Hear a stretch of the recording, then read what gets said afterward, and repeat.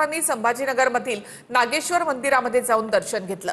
सत्तारांनी दर्शन घेतल्यानंतर मंदिर अपवित्र झाल्याचं सांगत तरुणांनी गोमूत्र शिंपडलेलंय आणि त्याचा व्हिडिओ देखील समोर आलाय। यावरून इतकीच इच्छा असेल तर त्यांनी हिंदू धर्मात प्रवेश करून मंदिरात यावं अशी टीका भाजपच्या तुषार भोसलेंनी केली।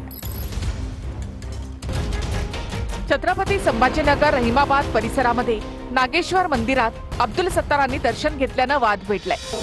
मंदिर अपवित्र झाल्याचं सांगत तरुणांनी गोमूत्र शिंपडलं। भाजपच्या तुषार भोसलेंनी यात उडी घेतलीये। इतकीच इच्छा असेल तर त्यांनी हिंदू धर्मात प्रवेश करून मंदिरात यावं असं म्हणत तुषार भोसलेंनी सत्तारांवर हल्लाबोल केलाय। अब्दुल सत्तारांनी हिंदू धर्मात प्रवेश केलाय का? आणि नसेल तर मग त्यांनी बाहेरून दर्शन घ्यायला हवं होतं। आमच्या देवी देवतांची मंदिरं ही काही स्मारक नाहीये, गर्भगृहाचे धार्मिक नियम असतात। त्याच्यामुळे राजकीय फायद्यासाठी आमच्या धर्माचे नियम मोडू नका। आणि जर तुम्हाला खूपच इच्छा असेल तर हिंदू धर्मात प्रवेश करा आणि मग खुशाल देवी देवतांचे आशीर्वाद घ्या।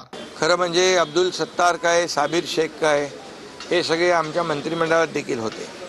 आणि अब्दुल सत्तार हा आपला लोकप्रतिनिधी आहेत, ते देशभक्त आहेत, राष्ट्रभक्त आहेत। अशा प्रकारचं कृत्य योग्य नाही।